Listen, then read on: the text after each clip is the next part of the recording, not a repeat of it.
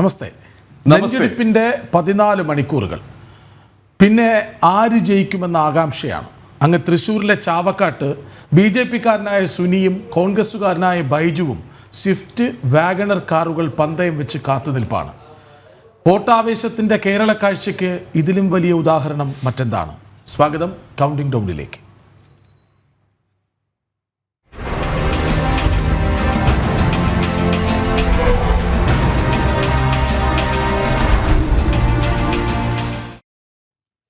അങ്ങനെ വോട്ട് എണ്ണാൻ കഷ്ടിച്ച് 14 മണിക്കൂർ ബാക്കിയുള്ളപ്പോൾ നമ്മുടെ കൗണ്ടിംഗ് ഡൗൺ ചർച്ച ഒരുപക്ഷെ ക്ലൈമാക്സിന് മുൻപുള്ള അവസാനത്തെ ഒരു അവലോകനം അല്ലെങ്കിൽ വിലയിരുത്തൽ. അതാണ് ചർച്ചയ്ക്കായി നമ്മളോടൊപ്പം ഇതുവരെ ചേർന്ന് കഴിഞ്ഞത് ഡോക്ടർ ജി ഗോപകുമാറാണ്, രാഷ്ട്രീയ നിരീക്ഷകൻ. ഒപ്പം ഡോക്ടർ ജയപ്രസാദ്, BJP നേതാവ് അഡ്വക്കേറ്റ് TS ഉല്ലാസ് ബാബു, കോൺഗ്രസിനെ പ്രതിനിധീകരിച്ച് ഡോക്ടർ GV ഹരി, ഇടതു സഹയാത്രികൻ ഡോക്ടർ B ജയരാജ് എന്നിവർ ചേരും. മാത്രമല്ല ശ്രീജിത്ത് പണിക്കരെയും പ്രതീക്ഷിക്കുന്നുണ്ട്. ആദ്യ 1.5 മണിക്കൂറിലാണ് ഇത്രയും ഗസ്റ്റുകൾ നമുക്കൊപ്പം ചേരുക. വേറെയും അതിഥികൾ വരാനുണ്ട്. അത് ആദ്യ 1.5 മണിക്കൂർ കഴിഞ്ഞ ശേഷം 6 മുതൽ 9 വരെ. യെസ്. ആദ്യം ഗോപകുമാർ സാറിലേക്ക്. ഗോപകുമാർ സാർ നമസ്കാരം, ഗുഡ് ഈവനിങ്, സ്വാഗതം കൗണ്ടിംഗ് ഡൗണിലേക്ക്.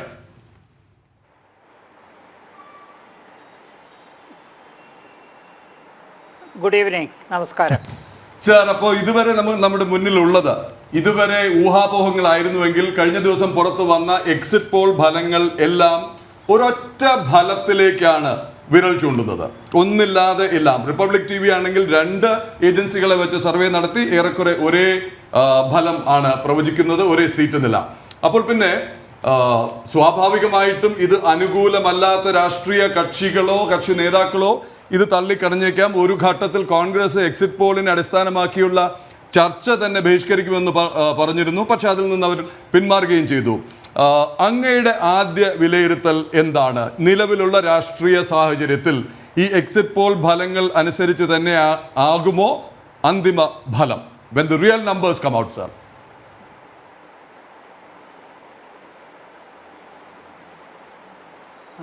എക്സിറ്റ് പോള് സാധാരണഗതിയിൽ വലിയ അപകടങ്ങൾ സംഭവിച്ച ചരിത്രമില്ല, അപൂർവമായിട്ടേ ഉള്ളൂ. തിരഞ്ഞെടുപ്പിന് തൊട്ട് മുമ്പ് നടത്തുന്ന സർവേ ആയതുകൊണ്ട് തിരഞ്ഞെടുപ്പ് കഴിഞ്ഞ് പുറത്തു പോകുന്ന വോട്ടർമാരെ കണ്ട് അവർ വീട്ടിലെത്തുന്നതിന് മുമ്പ് നടത്തുന്ന ഒരു ഇൻ്റർവ്യൂ ആയതുകൊണ്ട് അതിലെ വിവരശേഖരണം ഏറെക്കുറെ ആക്യുറേറ്റ് ആയിരിക്കുമെന്നുള്ളതാണ് നമ്മുടെ അനുഭവം.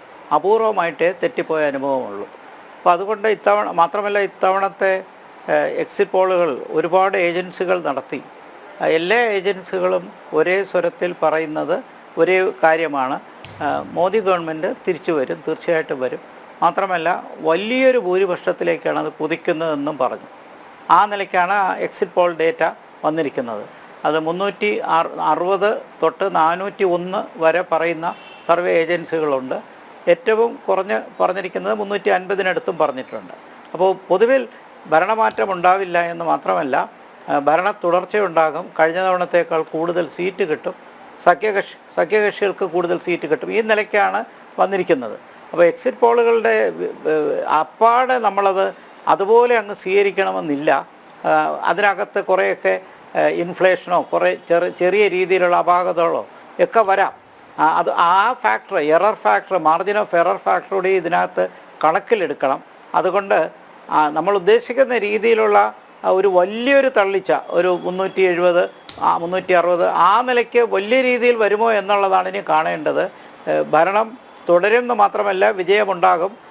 ദക്ഷിണേന്ത്യയിലും BJP-യുടെ ശക്തി വളർന്നതായിട്ടും നമുക്ക് എക്സിറ്റ് പോളുകളിൽ കൂടി മനസ്സിലാക്കാൻ കഴിഞ്ഞു. അപ്പോൾ അതിലേക്ക് ഇത്രയും സീറ്റുകൾ കിട്ടുമോ എന്ന കാര്യത്തിൽ പക്ഷേ മറ്റുള്ളവർ കൂടി ചേർന്ന ശേഷം ദക്ഷിണേന്ത്യയും മറ്റിടങ്ങളും. ഇനി സാറിനോട് തന്നെ നമ്മൾ ആദ്യം ചർച്ച ചെയ്യാനിരുന്ന ഒരു കാര്യമൊന്ന് ചോദിക്കാം. അതായത് സാർ, ഇത് പല രീതിയിലുള്ള പ്രചാരണങ്ങൾ, അതല്ലെങ്കിൽ ഈ വിജയത്തിന് അല്ലെങ്കിൽ എക്സിറ്റ് പോൾ നൽകുന്ന സൂചനകൾ എന്തുകൊണ്ട് എന്നുള്ള വിലയിരുത്തലുകൾ തുടങ്ങിക്കഴിഞ്ഞു. മാത്രമല്ല ഓഹരി വിപണി ഈ എക്സിറ്റ് പോൾ ഫലങ്ങൾ വന്നതിന് പിന്നാലെ വൻ കുതിപ്പിലാണ്, റെക്കോർഡ് നമ്പേഴ്സിലേക്കാണ് പോകുന്നത്. ഇതിലെ ഘടകം BJP-യുടെ അല്ലെങ്കിൽ NDA-യുടെ തുടർച്ചയായ മൂന്നാം മോദി സർക്കാരിലേക്ക് നയിക്കുന്ന പ്രധാന ഘടകം എന്ന് പറയുന്നത് ബ്രാൻഡ് M തന്നെയല്ലേ? മോദി എന്ന ബ്രാൻഡ്. അത് തന്നെയല്ലേ ഇതിലെ ഏറ്റവും നിർണായക ഘടകം? കുറച്ചുകൂടി ചുരുക്കി ചോദിച്ചാൽ എന്തുകൊണ്ട് വീണ്ടും മോദി?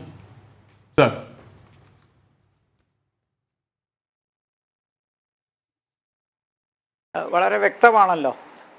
അതിനെ എന്തുകൊണ്ട് മോദി എന്ന് ചോദിച്ചതിന് ഒരു ഷോർട്ട് കട്ടിൽ ഒരു ഉത്തരം പറഞ്ഞാൽ, പഴയ കാലത്ത് കോൺഗ്രസിൻ്റെ പ്രഭാവമുള്ളൊരു കാലഘട്ടത്തിൽ അന്ന് പറയുന്ന ഒരു കൺസെപ്റ്റ് ഉണ്ട്, there is no alternative, TINA. ഇവിടെ നമുക്ക് അങ്ങനെ ഒരു ആൾട്ടർനേറ്റീവ് ചൂണ്ടിക്കാണിക്കാൻ രാജ്യത്തിൻ്റെ ഭാവിയും രാജ്യത്തിൻ്റെ സ്ഥിരതയും രാജ്യത്തിൻ്റെ വളർച്ചയും എല്ലാം നോക്കുമ്പോൾ ജനങ്ങൾ മുന്നിൽ നോക്കുന്നത് അല്ല ഗോകുമാർ സാർ, അതല്ല ഈ കെജ്രിവാളും മമതയും രാഹുലും സ്റ്റാലിനും ശരത് പവാറും ഒക്കെ ചേർന്നിട്ടും ഒത്തുപിടിച്ചിട്ടും അങ്ങനെ ഒരു ശ്രമം നടത്തിയിട്ടും അത് യേശുന്നില്ലെങ്കിൽ ആ ബ്രാൻഡിൻ്റെ വലിപ്പം എത്രയാണ്?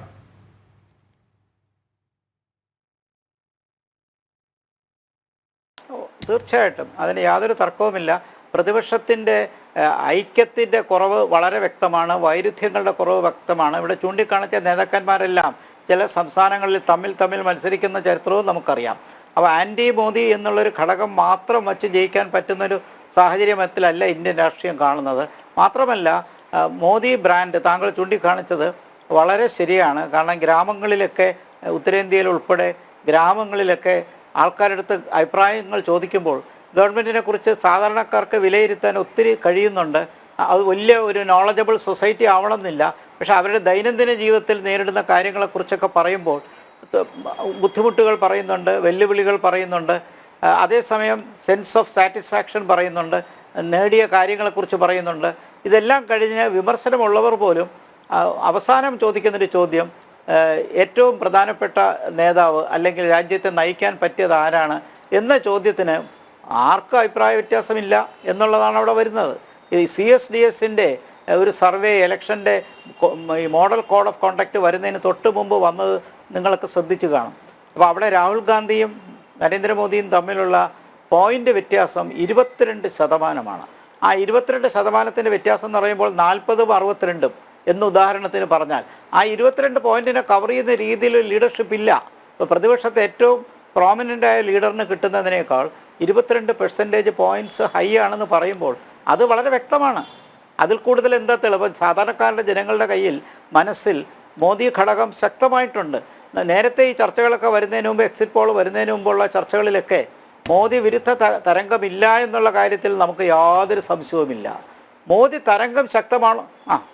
ചോദിക്കും. യെസ്, അതായത് ഈ മോദി വിരുദ്ധ തരംഗം എവിടെയുമില്ല. അത് മനസ്സിലാക്കിയിട്ടാണല്ലോ ഇവരെല്ലാം കൂടി ഒരുമിച്ചിരിക്കുന്നത്. അല്ല ഒറ്റയ്ക്കൊറ്റയ്ക്ക് മത്സരിച്ചാൽ പരാജയപ്പെടുത്താൻ പറ്റില്ലെന്ന ബോധ്യം ഓരോരുത്തർക്കും ഉള്ളത് കൊണ്ടാണ് എല്ലാവർക്കും കൂടി ഒത്തുപിടിച്ചു നോക്കാമെന്ന തീരുമാനത്തിലെത്തിയത്. ഇവിടെ അതും പാളുകയാണ്. പക്ഷെ മോദി ബ്രാൻഡിൻ്റെ പിന്നിൽ ഡെവലപ്മെൻ്റാണ്, വികസിത് ഭാരത്. യെസ്, അല്ല ഇതിലാണ് ഒരു പക്ഷേ നമ്മൾ പല അഭിമുഖങ്ങളിലും ചോദിച്ചൊരു കാര്യമാണ്, സാറും കൂടെ കേൾക്കാൻ പറയുന്നത്. ഈ വികസനം എന്നുള്ളത് കേവലം ഒരു മുദ്രാവാക്യമായിരുന്നു ഒരു കാലത്ത്. ഇന്ന് വികസനം അല്ലെങ്കിൽ വികസിത് ഭാരത് എന്നുള്ള സങ്കല്പം, വികസനം എന്നുള്ള മുദ്രാവാക്യം, വികസനം എന്നുള്ളത് കേവലം അവകാശവാദമല്ലാതെ ടാഞ്ചിബിൾ എന്ന് പറയും. അതൊരു അവകാശവാദം എന്ന് മാത്രമല്ല, ശൗചാലയങ്ങൾ എന്ന കൺസെപ്റ്റ് ടാഞ്ചിബിൾ എന്ന് പറയുന്ന സംഗതി എണ്ണി എണ്ണി എണ്ണി പറയുന്നു. അതായത് ശൗചാലയങ്ങൾ എന്ന് പറയുമ്പോൾ കോൺഗ്രസും മറ്റുള്ളവരും അതിനെ പരിഹസിക്കുകയായിരുന്നു. അത് വോട്ടായി മാറിയപ്പോഴോ, അതായത് ഉത്തരേന്ത്യക്ക് വേണ്ടിയിരുന്നത് എന്താണോ അത് BJP കണ്ടുപിടിച്ചു കൊടുത്തു. അവിടെ മുതൽ തുടങ്ങിയതാണ് ഈ വിപ്ലവം. നമ്മൾ ഇവിടെ ഇരുന്ന് പുച്ഛിച്ചു. കേരളത്തിൽ ഇരുന്ന് നോക്കുമ്പോൾ ഇതെല്ലാ വീടുകളിലും ഉണ്ടല്ലോ എന്നൊരു അഹങ്കാരത്തിൽ നമ്മളെല്ലാവരും പരിഹസിച്ചു. പക്ഷേ അവിടെ മോദിയുടെ ഒപ്പമുള്ളവർ അത് കണ്ടെത്തി എന്നുള്ളതാണ് പ്രധാനം. അവരുടെ ആവശ്യം എന്ത്? കേവലം ശൗചാലയം എന്നതിനപ്പുറം സ്ത്രീകൾക്ക് സുരക്ഷ എന്നൊരു ഘടകം പോലും അതിലുണ്ട് എന്നുള്ളത് ഉത്തരേന്ത്യക്കാരായ അവരുടെ പരസ്യങ്ങൾ പലതും അങ്ങനെയായിരുന്നു. BJP പുറത്തിറക്കിയ പരസ്യങ്ങൾ പലതും അതായിരുന്നു. വിവാഹം കഴിച്ച് വീട്ടിലേക്ക് കൊണ്ടുപോകുന്ന പെൺകുട്ടിക്ക് ശൗചാലയം എവിടെയെന്നൊരു ചോദ്യം പോലും ആ പരസ്യത്തിൽ ഉയർത്തി. ശൗചാലയം ഇല്ലാത്തത് കൊണ്ട് പിണങ്ങിപ്പോയ ഒരു നവവധുവിന്റെ കഥയും നമ്മൾ കേട്ടതാണ്. അപ്പൊ ശൗചാലയം തുടങ്ങി റോഡായാലും പാലമാകട്ടെ, മെട്രോ ആവട്ടെ, വന്ദേ ഭാരത് ആകട്ടെ, ഏറ്റവും ഒടുവിൽ ബുള്ളറ്റ് ട്രെയിൻ എന്നുള്ള സങ്കല്പമാകട്ടെ, വോട്ട് പെട്ടിയിലായി കഴിഞ്ഞു. രാജീവ് ചന്ദ്രശേഖർ തിരുവനന്തപുരത്ത് മത്സരിച്ചു, വോട്ട് പെട്ടിയിലായി കഴിഞ്ഞു. ജയിക്കുമോ തോൽക്കുമോ വളരെ ആകാംക്ഷയോടെ എല്ലാവരും കാത്തിരിക്കുന്ന ഒരു മണ്ഡലമാണ്. ആ ഒരു സീറ്റ്, ഒന്നാമത്തെ സീറ്റ് തിരുവനന്തപുരമാണെന്ന് അഭിപ്രായപ്പെടുന്നവരുമുണ്ട്. നോക്കൂ, തിരുവനന്തപുരത്ത് വെള്ളക്കെട്ട് വന്നപ്പോൾ 200 കോടി രാജീവ് ചന്ദ്രശേഖറാണ് പ്രഖ്യാപിച്ചത്. എന്തിന്? അവിടെയും ഒരു ദീർഘവീക്ഷണ സ്വഭാവമുള്ള പ്രവർത്തന രീതി, പ്രതികരണ ശൈലി BJPക്കുണ്ട് എന്നതിന് തെളിവാണ്. തിരുവനന്തപുരത്തെ വെള്ളക്കെട്ട് നോക്കാൻ ഇവിടെ നഗരസഭയില്ലേ? സർക്കാർ ഇരിക്കുന്നത് ഇവിടെയല്ലേ? സർക്കാരിന്റെ മൂക്കിന് താഴെയല്ലേ ഇത്? പക്ഷെ CPM-ന്റെ സ്വന്തം മന്ത്രി തന്നെ വിമർശിക്കുന്നു. യെസ്, ആ തിരുവനന്തപുരത്ത് 200 കോടി ഞങ്ങൾ തരാം, അതിൽ 150 ഞങ്ങൾ തരാം, 50 നിങ്ങൾ ഇടും, നമുക്ക് തീർന്നില്ല. ഇപ്പൊ കൃഷ്ണരാജ് പറഞ്ഞതിന് പിന്നിലേക്ക് തെരഞ്ഞെടുപ്പിന് മുമ്പ് നമ്മൾ കണ്ട ഒരു വലിയ പ്രതിസന്ധി, തീരമേഖലയിൽ ആകെ കണ്ടൊരു പ്രതിസന്ധി, മത്സ്യമേഖലയിൽ കണ്ടൊരു പ്രതിസന്ധി, അവിടെ ഈ പിന്നെ ബോട്ട് മറിഞ്ഞും മറ്റു രീതിയിലും ജീവൻ പോലും നഷ്ടപ്പെടുന്നതിന് ശാശ്വതമായ പരിഹാരം കണ്ടെത്താൻ ഇത്രയും നാൾ കീണപേക്ഷിച്ചിട്ട് പാവപ്പെട്ട മത്സ്യബന്ധന തൊഴിലാളികൾ ആ തീരദേശത്തിന് വോട്ടിന് വേണ്ടി കയറിയിറങ്ങി വോട്ട്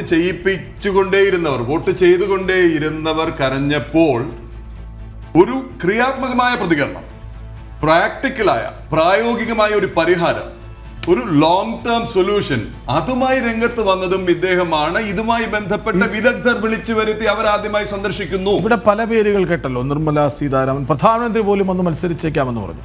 രാജീവ് ചന്ദ്രശേഖർ എന്നയാൾ ഇവിടേക്ക് എത്തുമ്പോൾ തരൂരിന് എതിരാളിയാണോ എന്ന ചോദ്യം ഉയർത്തിയവർ നിരവധിയുണ്ട്. പക്ഷേ അദ്ദേഹം നേരെ വന്നിറങ്ങിയത് കടപ്പുറത്താണ്.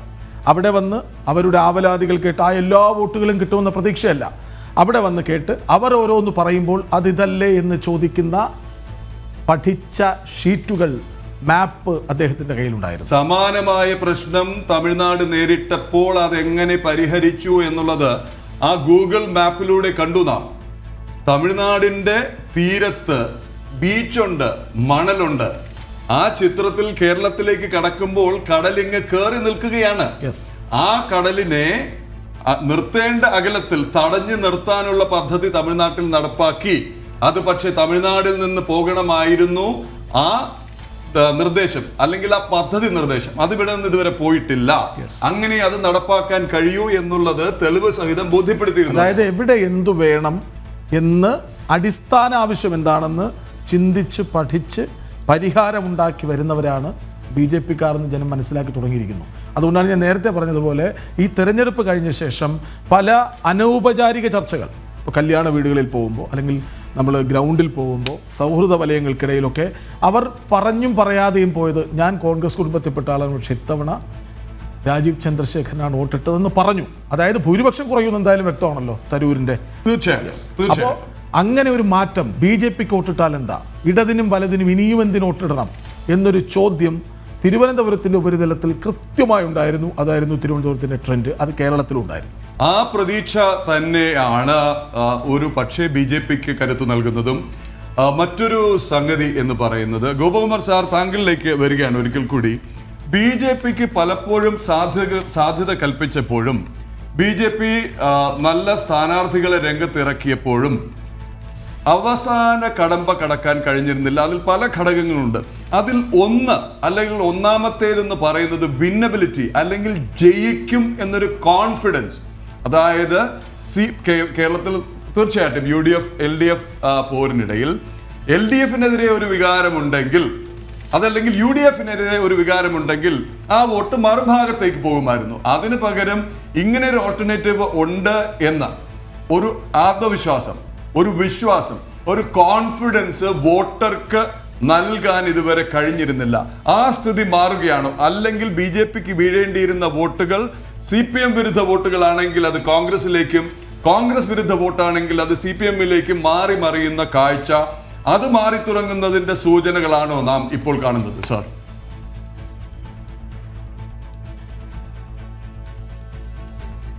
അതെ, തീർച്ചയായിട്ടും. ഈ കേരളത്തിൻ്റെ മുന്നണി രാഷ്ട്രീയ ചരിത്രം നോക്കിയാൽ ഇവിടെ പരമ്പരാഗതമായിട്ട് ബൈപോളാർ, രണ്ട് പ്രധാനപ്പെട്ട മുന്നണികൾ തമ്മിലുള്ള മത്സരമാണ് ചരിത്രത്തിൽ ഒരു 70 വർഷമായിട്ട് തീർച്ചയായിട്ടും നമുക്ക് കേരള രാഷ്ട്രീയത്തിൽ കാണുന്നത്.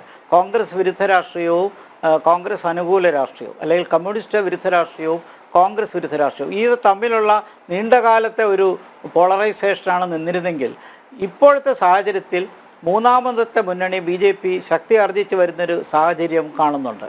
അതിൽ തർക്കമൊന്നുമില്ല.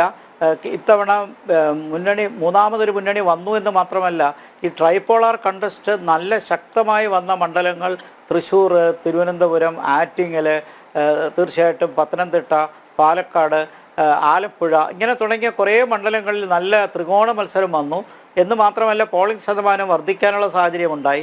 താങ്കൾ ചൂണ്ടിക്കാണിച്ചതുപോലെ ഈ രണ്ട് പ്രധാനപ്പെട്ട ആശയങ്ങൾ, ലെഫ്റ്റിന് വോട്ട് ചെയ്യണം അല്ലെങ്കിൽ തിരിച്ച് കോൺഗ്രസിന് വോട്ട് ചെയ്യണം, ആ സാഹചര്യം മാറിയതിൽ 2-3 കാര്യങ്ങളുണ്ട്. ഒന്ന്, ദേശീയ തലത്തിൽ BJP ശക്തിപ്പെട്ടതും കേന്ദ്രത്തിൽ ഭരിക്കുന്ന ഗവൺമെൻറ്റിനെതിരെ സ്ഥിരം ആക്ഷേപവും സമരവും വിമർശനവും പറഞ്ഞാൽ നാട്ടിന് വികസനം ഉണ്ടാവില്ല എന്നും ഡെവലപ്മെൻ്റൽ അജണ്ട, ആ വികസനത്തിൻ്റെ അജണ്ട കൊണ്ടുവരുന്നതിൽ ആരാണോ നന്നായിട്ട് പ്രവർത്തിക്കുന്നത് അവർക്ക് സപ്പോർട്ട് ചെയ്യണം. മുമ്പ് രാജഗോപാൽ ഇരുന്നപ്പോഴും ഈ തരംഗം തിരുവനന്തപുരത്ത് വർദ്ധിച്ചു വന്നിരുന്നു. അതിൻ്റെ ഫലമായി BJP കഴിഞ്ഞ കുറേ തിരഞ്ഞെടുപ്പുകളായിട്ട് തിരുവനന്തപുരം ലോക്സഭാ മണ്ഡലത്തിൽ 2ാം സ്ഥാനത്ത് തന്നെയാണ് നിൽക്കുന്നത്. പക്ഷേ വിന്നബിലിറ്റിയുടെ കാര്യം വരുമ്പോഴാണ് പരമ്പരാഗതമായ രാഷ്ട്രീയത്തിൽ ബൈപോളാറിസം ശക്തമാവുകയും സാമ്പ്രദായിക മുന്നണികൾ മൂന്നാമതൊരു മുന്നണിയുടെ വളർച്ചയ്ക്ക് തടസ്സം നിൽക്കുകയും ചെയ്യുന്നത്. അതിനെ ഭേദിക്കാനുള്ള ഒരു സാഹചര്യം ഈ തിരഞ്ഞെടുപ്പിൽ ഉണ്ടോ എന്ന് നാളത്തെ റിസൾട്ട് വരുമ്പോൾ നമുക്കറിയാം. എന്തായാലും ഒരു കാര്യം വ്യക്തമാണ്, പഴയതുപോലെയുള്ളൊരു ബൈപോളാർ മുന്നണി രാഷ്ട്രീയത്തിൽ വിള്ളലുകൾ ഉണ്ടാവുകയും മൂന്നാമത്തെ വളർന്നു വരുന്ന NDAയുടെ മുന്നണിക്ക് കാര്യമായ വോട്ടിംഗ് ശതമാനം വർദ്ധിക്കുന്നതും അത് സൗത്ത് ഇന്ത്യയിൽ തന്നെ വരുന്നുണ്ട്. കേരളത്തിൽ അത് വളരുന്നതിൻ്റെ ഒരു ദൃഷ്ടാന്തമാണ്. പ്രത്യേകിച്ച് തിരുവനന്തപുരം, ആറ്റിങ്ങൽ. ഓമർ സർ മടങ്ങി വരാം. ഈ വികസിത രാഷ്ട്രം പറയുമ്പോൾ നമ്മൾ BJPക്ക് ഒരു പരിഗണനയും ഇവിടെ ഉണ്ടാകാതിരുന്ന കാലത്ത് ഉറക്കെ കേട്ട ഒരു പേരുണ്ട്, തിരുവനന്തപുരത്ത് O. രാജഗോപാൽ. എന്തായിരുന്നു കാരണം? റെയിൽവേയിൽ സഹമന്ത്രിയായിരുന്ന കാലത്ത് അദ്ദേഹം കൊണ്ടുവന്ന സ്വന്തം മന്ത്രാലയത്തിന് കീഴിൽ അദ്ദേഹം അന്ന് BJPക്ക് ഇവിടെ ശക്തിയൊന്നും ഉണ്ടായിരുന്നില്ല. പക്ഷേ O. രാജഗോപാലിന് രാഷ്ട്രീയത്തിന് അതീതമായൊരു ശക്തി ഉണ്ടായിരുന്നു. അതിന് പിന്തുണ കൊടുത്തത് ഇവിടുത്തെ വികസനമായിരുന്നു. രാജഗോപാൽ കേന്ദ്ര സഹമന്ത്രിയായിരുന്നപ്പോൾ ട്രെയിനുകൾ കൂടുതൽ വന്നു, കേരളത്തിൽ റെയിൽവേ വികസനമുണ്ടായെന്ന് ആളുകൾ പരസ്പരം പറഞ്ഞു തുടങ്ങി. അത് വോട്ടായി. ഒരു ഘട്ടത്തിൽ 1/2 മന്ത്രിമാരുണ്ടായിരുന്ന ഒരു കാലമുണ്ടായിരുന്നു കോൺഗ്രസ് നയിക്കുന്ന UPA മന്ത്രിസഭയിൽ. ക്യാബിനറ്റ് മന്ത്രിമാരും സഹമന്ത്രിമാരും അടക്കം 1/2 പേർ. ആ വ്യത്യാസം മനസ്സിലായപ്പോഴാണ് രാജഗോപാലിന് പ്രാധാന്യമേറിയത്. തിരുവനന്തപുരത്ത് രാജഗോപാൽ മത്സരിച്ചു. ഒരിക്കൽ തീരദേശ മേഖലയിലെ വോട്ടെണ്ണുന്നതിന് തൊട്ട് മുമ്പ് വരെ 15,000 വോട്ടിന് ലീഡ് ചെയ്തു രാജഗോപാൽ. അപ്പോഴും കോൺഗ്രസിൻ്റെ പ്രതിനിധിയായിരുന്ന അന്ന് TN പ്രതാപൻ പറഞ്ഞത് ഇപ്പോഴും ഓർമ്മിപ്പിക്കുന്നു, തീരദേശ മേഖല എണ്ണുമ്പോൾ ഞങ്ങൾ 30,000 വോട്ട് തിരിച്ചു പിടിച്ച് 15,000 വോട്ടിന് ജയിക്കുന്നത് സംഭവിച്ചു. കൃത്യമായി അത് തന്നെ സംഭവിച്ചു. അപ്പോൾ എന്തായാലും ഗോകുമാർ സാറിലേക്ക് മറ്റ് അതിഥികൾ ചേരാനുണ്ട്. ഇപ്പോൾ അതിഥികൾ 2 പേർ കൂടി ചേർന്നിട്ടുണ്ട്. ഇടത് സഹയാത്രികൻ ഡോക്ടർ B. ജയരാജ്, ഒപ്പം BJP നേതാവ് ഉല്ലാസ് ബാബു ചേരുന്നുണ്ട്. സ്വാഗതം, നമസ്തേ, ഗുഡ് ഈവനിങ്. അവിടേക്ക് വരാം. അതിന് തൊട്ട് മുമ്പ് ജനം TVയുടെ ഡൽഹി റീജിയണൽ ചീഫ് ഗൗതം അനന്തനാരായണൻ ചേരുകയാണ്. ഗൗതം, ഞങ്ങൾ സ്റ്റുഡിയോയിൽ ഇരുന്ന് വിലയിരുത്തുമ്പോൾ ഗൗതം വിവിധ സംസ്ഥാനങ്ങളിൽ, വിവിധ മണ്ഡലങ്ങളിൽ, പ്രത്യേകിച്ച് ഉത്തരേന്ത്യയിൽ സഞ്ചരിച്ച് അവിടുത്തെ പ്രചാരണം മാത്രമല്ല കണ്ടത്, അവിടുത്തെ വികസനവും. ഇതെടുത്ത് ചോദിക്കാനുള്ള കാരണം, മോദി ബ്രാൻഡ് എന്ന് നമ്മൾ സംസാരിച്ചു, വികസിത് ഭാരത് എന്നുള്ളത് സംസാരിച്ചു. അപ്പോൾ ഗൗതം കണ്ട വികസന കാഴ്ചകൾ ഒന്ന് ചുരുക്കി പറയാമോ? അതിനുശേഷം അതിഥികളിലേക്ക് പോകാനായിട്ടാണ്. അതായത് ഈ ലോക്സഭാ തെരഞ്ഞെടുപ്പിൽ ഡൽഹി ബ്യൂറോ ഏറ്റവും കൂടുതൽ ഫോക്കസ് ചെയ്ത ഒരു സംസ്ഥാനം, ഏറ്റവും അധികം ലോക്സഭാ മണ്ഡലങ്ങളുള്ള 80 ലോക്സഭാ മണ്ഡലങ്ങളുള്ള ഉത്തർപ്രദേശാണ്. നമ്മൾ നോർത്ത് ഈസ്റ്റ് അടങ്ങുന്ന സംസ്ഥാനങ്ങളിലൊക്കെ യാത്ര ചെയ്തിട്ടുണ്ട്. പക്ഷേ ഉത്തർപ്രദേശിനെ ഒന്ന് വിശകലനം ചെയ്യുമ്പോൾ തന്നെ ഏതാണ്ട് ഭാരതത്തിൻ്റെ ഒരു പൂർണ്ണ രൂപം നമുക്ക് വ്യക്തമാകും എന്നതുകൊണ്ട് തന്നെ UPയിൽ കണ്ട കാഴ്ചകൾ, ഈ 80 ലോക്സഭാ സീറ്റുകളുള്ള UPയിൽ ഒരുപക്ഷേ 75-നും 80-നും ഇടയിൽ സീറ്റുകൾ പോലും BJP നേടിയാൽ അതിൽ അത്ഭുതപ്പെടേണ്ടതില്ല. കാരണം കഴിഞ്ഞ നിയമസഭാ തെരഞ്ഞെടുപ്പിലും 2019 ലോക്സഭാ തെരഞ്ഞെടുപ്പിലൊക്കെ നമ്മൾ ഈ വലിയ തരംഗം ഉത്തർപ്രദേശിൽ കണ്ടതാണ്. ഇതിൻ്റെ അടിസ്ഥാനപരമായ കാരണം 2 പ്രധാനപ്പെട്ട ഫാക്ടറുകൾ. ഒന്ന് മോദി ഫാക്ടർ, മറ്റൊന്ന് ഉത്തർപ്രദേശിൽ മുഖ്യമന്ത്രി യോഗി ആദിത്യനാഥിന് അവിടെയുള്ള വലിയ ജനസ്വാധീനം. ഇതിൻ്റെ അടിസ്ഥാനപരമായ കാരണം എന്നത് താഴെ തട്ടിൽ നടപ്പാക്കിയിട്ടുള്ള വികസനമാണ്. നമുക്കറിയാം ഉത്തർപ്രദേശ് പോലുള്ള സംസ്ഥാനങ്ങൾ ഏറെ പിന്നോക്കം നിന്നിട്ടുള്ള സംസ്ഥാനമാണ്. അടിസ്ഥാന സൗകര്യ വികസനങ്ങളിൽ വളരെ പിന്നിലായിരുന്ന സംസ്ഥാനമാണ്. അവിടേക്ക് നല്ല റോഡുകൾ എത്തുന്നു. അതോടൊപ്പം തന്നെ വീടുകൾ, ഭവനരഹിതരായ ലക്ഷക്കണക്കിന് ആളുകൾക്ക് വീടുകൾ നൽകുന്നു. ആരോഗ്യ മേഖലയിൽ ഏതാണ്ട് 76 ജില്ലകളുള്ള ഉത്തർപ്രദേശിൽ ആദ്യമായി ഓരോ ജില്ലയിലും മെഡിക്കൽ കോളേജുകൾ എത്തുന്നു. ഒപ്പം ക്രമസമാധാന പാലനവുമായി ബന്ധപ്പെട്ട് വളരെ ശക്തമായ ലോ ആൻഡ് ഓർഡർ എങ്ങനെ കൃത്യമായി നടപ്പാക്കണം എന്നത് UPയെ കണ്ടുപിടിക്കാൻ കഴിയുന്ന രീതിയിലേക്ക് കാര്യങ്ങൾ മാറുന്നുണ്ട്. അപ്പോൾ സ്വാഭാവികമായും ഈ അടിസ്ഥാന സൗകര്യ വികസനം, ക്രമസമാധാന പാലനം തുടങ്ങി വിവിധ വിഷയങ്ങളിൽ നമ്മൾ സാധാരണ ജനങ്ങളുമായി സമ്പർക്കത്തിൽ ഏർപ്പെടുന്ന ഘട്ടത്തിൽ പൊതുസമൂഹം തുടർഭരണം വേണം എന്ന വികാരം തന്നെ മുന്നോട്ട് വയ്ക്കുന്ന സാഹചര്യമാണ് ഉണ്ടായത്. ബഹുഭൂരിപക്ഷം ആളുകളും നരേന്ദ്രമോദിക്ക് ഏതാണ്ട് 90-നും 100-നും ഇടയിൽ മാർക്ക് നൽകുന്ന ഘട്ടത്തിൽ ചില ആളുകൾ, ഒരുപക്ഷെ ഭൂരിപക്ഷം ആളുകളും മോദി ഭരണം, മോദി ഏറ്റവും മികച്ച പ്രധാനമന്ത്രി എന്ന് പറയുമ്പോൾ മറ്റൊരു വിഭാഗം ആളുകൾക്ക് കുറച്ച് അതൃപ്തിയൊക്കെ ഉണ്ടെങ്കിലും അവർ തന്നെ പറയുന്നത് മുൻ പ്രധാനമന്ത്രിമാരെയും അല്ലെങ്കിൽ മുൻ സർക്കാരുകളെയും താരതമ്യം ചെയ്യുമ്പോൾ ഈ സർക്കാർ ഒരുപാട് മുന്നിലാണ്. അപ്പോൾ നമ്മൾ ഈ UPയിലാണെങ്കിലും അല്ലെങ്കിൽ മറ്റു ഉത്തരഭാരതത്തിലെ സംസ്ഥാനങ്ങൾ സന്ദർശിക്കുന്ന ഘട്ടത്തിൽ നമുക്ക് ഏറ്റവും കൂടുതൽ കാണാൻ കഴിയുന്നത് രണ്ട് തരത്തിലുള്ള അഭിപ്രായം പറയുന്ന ആളുകളാണ്. ഒന്ന്, നരേന്ദ്രമോദി എന്ന നേതാവ് അത് ഏറ്റവും ബെസ്റ്റാണ്. കഴിഞ്ഞ 14 പ്രധാനമന്ത്രിമാരെ പരിശോധിച്ച് കഴിഞ്ഞാൽ മുഴുവൻ മാർക്കും ഞങ്ങൾ നൽകുന്നത് നരേന്ദ്രമോദിക്കാണെന്ന് പറയുന്ന ഒരു വിഭാഗം ആളുകൾ.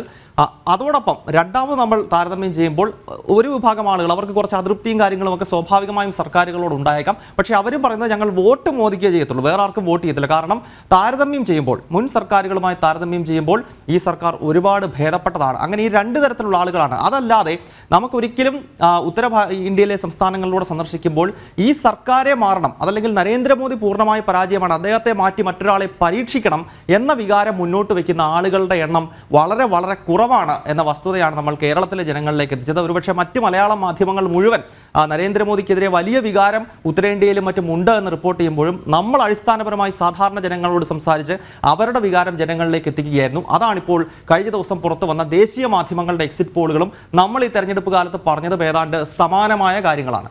ശരി, അല്ല, ഗൗതം പറഞ്ഞൊരു പ്രസക്തമായ പോയിന്റ് ഉണ്ട്. നരേന്ദ്രമോദിയെക്കുറിച്ച് രണ്ട് അഭിപ്രായമുണ്ട്, വ്യത്യസ്തമായ അഭിപ്രായങ്ങളാണ്. അതിലൊന്ന്, മോദി മികച്ച ഭരണാധികാരിയാണ്. രണ്ട്, മോദി മുൻപുള്ളവരെക്കാൾ നല്ല പ്രധാനമന്ത്രിയാണ്. അപ്പോൾ അഡ്വക്കേറ്റ് ഉല്ലാസ് ബാബു, അതൊരു വളരെ പ്രസക്തമായ രണ്ട് വരികളാണ് എന്ന് തോന്നിപ്പോകുന്നു. അതായത് ഇപ്പോഴും ജനം ചർച്ച ചെയ്യുന്നത് മോദിക്ക് മുൻപും ശേഷവും, അതാണ്. അല്ല, ഇതില് വളരെ വ്യക്തമായിട്ട് കാര്യം, നമ്മള് ഇന്ത്യ മഹാരാജ്യത്ത് ലോക്സഭാ തെരഞ്ഞെടുപ്പ് നടക്കുന്ന ഈ വേളയിൽ പ്രതിപക്ഷത്തിന്റെ വെപ്രാളം കണ്ടാൽ തന്നെ നമുക്ക് കാര്യം വ്യക്തമാകും. ഇനി അവർ ഉന്നയിക്കാൻ പോകുന്ന വിഷയം എന്താണ്, അത് ജയിക്കാൻ, ജനമധ്യത്തിലേക്ക് ഫ്ലോറിൽ ജയിക്കാൻ സാധ്യമാകില്ല എന്ന് കാണുമ്പോൾ അവർ വെപ്രാളം കൂട്ടുകയാണ്. ഇന്നലെയൊക്കെ ചില ഇടതുപക്ഷത്തിന്റെയും വലതുപക്ഷത്തിന്റെയും ആളുകൾ, KC വേണുഗോപാലിനെ പോലെയുള്ള ആളുകൾ പോലും, അദ്ദേഹം പറയുന്നത് എന്തിനാ വെച്ചാൽ ഇപ്പോ അവിടെ തിരിമറി നടക്കാൻ സാധ്യതയുണ്ട്, അട്ടിമറി നടക്കാൻ സാധ്യതയുണ്ട്. ഇത് ഉത്തരം മുട്ടുമ്പോൾ കൊഞ്ഞനം കുത്തുന്നു എന്ന് പറയുന്നത് പോലെയാണ്. BJP എക്സിറ്റ് പോൾ ഫലങ്ങൾ എന്ന് പറയപ്പെടുന്നത്, BJPയുടെ യഥാർത്ഥ എക്സിറ്റ് പോൾ ഫലം എന്താ? BJPയുടെ പേജ് പ്രമുഖന്മാർ എന്ന് പറഞ്ഞാൽ BJPയുടെ പ്രവർത്തകർ ഫ്ലോറിൽ കൃത്യമായി പ്രവർത്തിച്ചതിന്റെ റിപ്പോർട്ടാണെന്നേ BJPയുടെ എക്സിറ്റ് പോൾ എന്ന് പറയപ്പെടുന്നത്. എന്തുകൊണ്ടാണ് 400 സീറ്റിലേക്ക് BJP എത്തുമെന്ന് പറഞ്ഞത്? വെറുതെ രാഹുൽ ഗാന്ധി പ്രസംഗിക്കുന്നത് പോലെ വെറുതെ ഒരു മൈക്കിന്റെ മുമ്പിൽ കിടന്ന് അഭ്യാസം കളിക്കുന്നതല്ല. BJP കൃത്യമായി പറഞ്ഞു, BJPയുടെ കാലങ്ങൾ BJP ഡെവലപ്മെന്റ് ആണ് സംസാരിച്ചത്. കാസ്റ്റിസവും അതുപോലെ തന്നെ കറപ്ഷനും അതുപോലെ തന്നെ കുടുംബവാഴ്ചയും എല്ലാം നിർത്തലാക്കിക്കൊണ്ട് 10 വർഷക്കാലം ഞങ്ങൾ അധികാര ശ്രേണിയിൽ വന്ന സമയത്ത് നടത്തിയിട്ടുള്ള വികസന അജണ്ടയാണ് ഞങ്ങൾ ജനങ്ങളോട് സംസാരിച്ചത്. BJPയുടെ അധികാരത്തിലിരുന്ന സർക്കാർ കൊടുത്ത ബെനിഫിഷ്യറീസ്, അത് ചെറിയ ഘടകമല്ല. ലാഭാർത്ഥി അഭിയാൻ എന്ന് പറയപ്പെടുന്ന പരിപാടിയിൽ പങ്കെടുത്ത ആളാണ് ഞാൻ. ആ ലാഭാർത്ഥികൾ എന്ന് പറഞ്ഞാൽ ഗുണഭോക്താക്കൾ, ആ ഗുണഭോക്താക്കളുടെ വോട്ടുകൾ മാത്രം മതി BJPയെ സംബന്ധിച്ചിടത്തോളം 400ലേക്ക് എത്താൻ. നമ്മുടെ കോൺഫിഡൻസ് എന്ന് പറയപ്പെടുന്നത് നമ്മൾ ഇവിടെ നടത്തിയിട്ടുള്ള പ്രവർത്തനത്തിന്റെ ഭാഗമാണ്. നിങ്ങൾ നോക്കണം, 31 ലക്ഷം കോടി രൂപ, 31 ലക്ഷം കോടി രൂപയാണ് ഡയറക്റ്റ് ബാങ്ക് ട്രാൻസ്ഫറിലൂടെ BJP സർക്കാർ ഇവിടുത്തെ സാധാരണക്കാരായിട്ടുള്ള അമ്മമാരടങ്ങുന്ന, ചെറുപ്പക്കാരടങ്ങുന്ന, ഫാർമേഴ്സ് അടങ്ങുന്ന സാധാരണക്കാരിലേക്ക് 31 ലക്ഷം കോടി രൂപ ട്രാൻസ്ഫർ ചെയ്തു. ആ ചെയ്ത പ്രവർത്തികൾ നടപ്പിലാക്കിയ ഗവൺമെന്റിനെ ഇവർ വോട്ട് ചെയ്യാതിരിക്കുമോ? 11 കോടി ടോയ്ലറ്റ്സുകൾ ഈ ഇന്ത്യ മഹാരാജ്യത്ത് കൊടുത്തു. നിങ്ങൾ നോക്കണം, പാവപ്പെട്ട സ്ത്രീകൾക്ക്, പാവപ്പെട്ട കുട്ടികൾക്ക്, പെൺകുട്ടികൾക്ക്, ഇവർക്കൊക്കെ ഏറ്റവും തീരാ ദുഃഖമായിരുന്ന അല്ലെങ്കിൽ സാധിക്കാതിരുന്ന അവരുടെ കാര്യങ്ങൾ അടക്കം പോലും ചെറിയ ചെറിയ മൈന്യൂട്ട് ആയിട്ടുള്ള കാര്യങ്ങളിൽ പോലും കേന്ദ്ര സർക്കാർ കൃത്യമായി ഇടപെട്ടുകൊണ്ട് കൃത്യമായി നടപ്പിലാക്കിയിട്ടുണ്ട്. ഇവിടത്തെ മാധ്യമങ്ങൾ എന്ന് പറഞ്ഞാൽ കൺസോളിഡേറ്റഡ് ഒപ്പോസിഷൻ നിൽക്കുന്ന പോലെ തന്നെ കൺസോളിഡേറ്റഡ് മാധ്യമങ്ങൾ ബി ജെ പിക്ക് എതിരായി നിന്നുകൊണ്ട് പറയുന്നത് എന്താ, സൗത്ത് ഇന്ത്യയിൽ ബി ജെ പിക്ക് കയറാൻ സാധ്യമാകില്ല, ക്രൈസ്തവ വോട്ട് ബി ജെ പിക്ക് കിട്ടില്ല. അങ്ങനെ ജാതി തിരിച്ച് മതം തിരിച്ച് റീജിയൻ തിരിച്ച് ബി ജെ പിക്ക് എതിരായിട്ട് പറയുന്ന മാധ്യമങ്ങളോട് ബി ജെ പിയുടെ വക്താക്കൾ എന്ന രീതിയിൽ ഞങ്ങൾക്ക് ആധികാരികമായി പറയാനുള്ളത്, ഞങ്ങൾ ജാതി തിരിച്ചോ വർഗം തിരിച്ചോ വർണ്ണം നോക്കിയോ അല്ല ഞങ്ങൾ ഇത്തവണത്തെ വോട്ടുകൾ ഞങ്ങൾ കാൽക്കുലേറ്റ് ചെയ്യുന്നത്.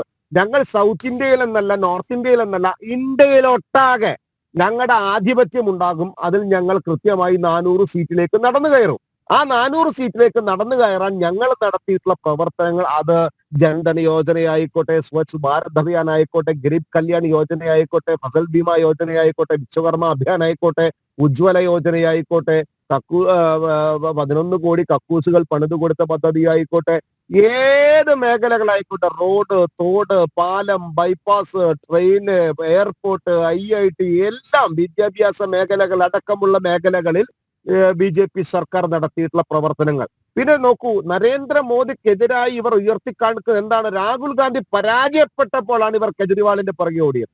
കെജ്രിവാളിനെ ജയിലിൽ നിന്ന് കൊണ്ടുവന്ന സമയത്ത് എന്താണ് ഇവർ ഒരു പുതിയ രാഹുൽ ഗാന്ധിക്ക് അപ്പുറത്തുള്ള ഒരു നേതാവ് അങ്ങ് ചിത്രീകരിക്കുകയാണ് മാധ്യമങ്ങളുടെ കൂട്ടുപിടിച്ച്.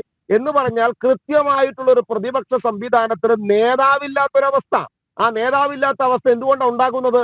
ക്രിയാത്മകമായ ഇടപെടലുകൾ അവർക്ക് നടത്താൻ, പാകപ്പെട്ട ഒരുത്തനെ കണ്ടെത്താൻ പോലും സാധിക്കാത്ത ഒരു രാഷ്ട്രീയ സംവിധാനം വരെ മുന്നണി, കൺസോളിഡേറ്റഡ് ഒപ്പോസിഷൻ, വഴിയെ പോകുന്നവരും ചെറുകിട പാർട്ടികളെയും ഒക്കെ വലിച്ചു കെട്ടിയിട്ടുണ്ട്. അദ്ദേഹത്തിന്റെ ലൈൻ ഒന്ന് ഫ്രീസ് ആയിട്ടുണ്ട്. പെട്ടെന്ന് ഡോക്ടർ ജയരാജിലേക്ക് ഒന്ന് പോകണം, പറയൂ.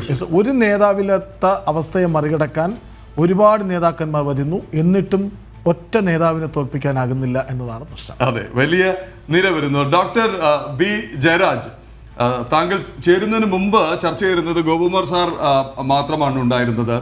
ഈ നൽകുന്ന എക്സിറ്റ് പോളുകൾ നൽകുന്ന സൂചന അനുസരിച്ചാണെങ്കിൽ ഇത് ബ്രാൻഡ് മോദി, അതിൻ്റെ വിജയം. 2, വികസിത ഭാരതം, വികസിത് ഭാരത് എന്നുള്ള സങ്കല്പത്തിൻ്റെ.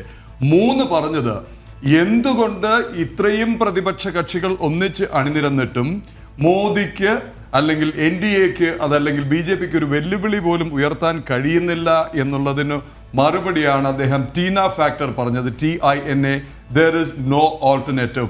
പ്രതിപക്ഷ നിരയിൽ മോദിക്കൊപ്പം നിർത്താൻ ഒന്ന് വെല്ലുവിളിക്കാനെങ്കിലും പോന്ന ഒരു നേതാവോ കക്ഷികളുടെ ഒരു കൂട്ടായ്മയോ മുദ്രാവാക്യമോ പദ്ധതികളോ ഇല്ലാത്തതല്ലേ ഈ ഒരു അവസ്ഥയ്ക്ക് കാരണം? താങ്കൾ എങ്ങനെ വിലയിരുത്തുന്നു? ഈ ടീന എന്ന് പറഞ്ഞില്ലേ Rajagopal sir, there is no other alternative എന്ന് പറഞ്ഞതുപോലെ അതിന് ഏറ്റവും എനിക്ക് പറയാനുള്ളത്, ഞാൻ പറയുന്നത് കേൾക്കാൻ പറ്റുന്നുണ്ടല്ലോ? കേൾക്കാം. നോ അതർ ആൾട്ടർനേറ്റീവ് എന്ന് പറഞ്ഞാൽ എനിക്ക് പറയാനുള്ളത് socialism is the alternative and that is going to happen tomorrow. രാജ്യത്തെ പ്രാദേശിക കക്ഷികൾ പഴയ സോഷ്യലിസ്റ്റുകൾ എല്ലാം കൂടി ഒരുമിച്ച് നിന്നുകൊണ്ട് ശക്തമായ ഒരു പ്രതിപക്ഷമായിട്ട് 1ാം സ്ഥാനത്ത് തന്നെ എത്തുമെന്നാണ് എൻ്റെ ഒരു സ്പെക്കുലേഷൻ. കാരണം we are talking about speculations, we are talking about exit polls that happen 1 month before or during the poll. ബംഗാളിൽ തെരഞ്ഞെടുപ്പ് നടന്ന ഉടനെ തന്നെയാണ് എക്സിറ്റ് പോളിന്റെ റിസൾട്ട് വന്നത്. ഈ എക്സിറ്റ് പോള് ഈ പ്രധാനപ്പെട്ട മീഡിയ ഹൗസസ് എല്ലാം NDAയുടെ കയ്യിലാണ്. ഇന്ത്യയിലുള്ള പ്രധാനപ്പെട്ട മീഡിയ ഹൗസസ് എല്ലാം അവരുടെ ഏജൻസികൾ നടത്തിയ ഒരു എക്സിറ്റ് പോളാണ്. കേരളത്തിൽ 3 സീറ്റ് എന്നൊക്കെ പറയുന്നത് എനിക്ക് തോന്നുന്നില്ല ഒരു ശരാശരി RSSന് ഏറ്റവും കൂടുതൽ ശാഖകളുള്ള ഒരു സ്ഥലമാണ് കേരളം. നല്ല നെറ്റ്വർക്കിംഗ് ഉള്ള സ്ഥലമാണ്. എന്നാൽ പോലും ചരിത്രത്തിൽ ഇതുവരെ അതൊരു വോട്ടാക്കി മാറ്റാനോ കൺവേർട്ട് ചെയ്യാനോ കഴിയാത്തൊരു സ്ഥലമാണ് കേരളം. കേരളത്തിൽ 3 സീറ്റ്.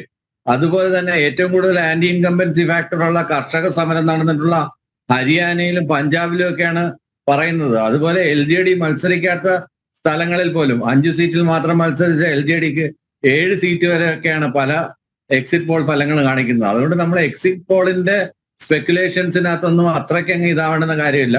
ടു ബി പ്രാക്ടിക്കൽ ആയിട്ട് പറയുകയാണെങ്കിൽ എൻ്റെ ഇത്രയും നാളത്തെ ഒരു ഒബ്സർവേഷൻ വെച്ചിട്ടും ഇന്ത്യയിലെ പല ഭാഗങ്ങളിലും താമസിക്കുന്ന എൻ്റെ പല സുഹൃത്തുക്കളിൽ നിന്ന് കിട്ടിയ ഗ്യാദർ ചെയ്ത ഇൻഫർമേഷൻ അനുസരിച്ച് there is going to be hung parliament.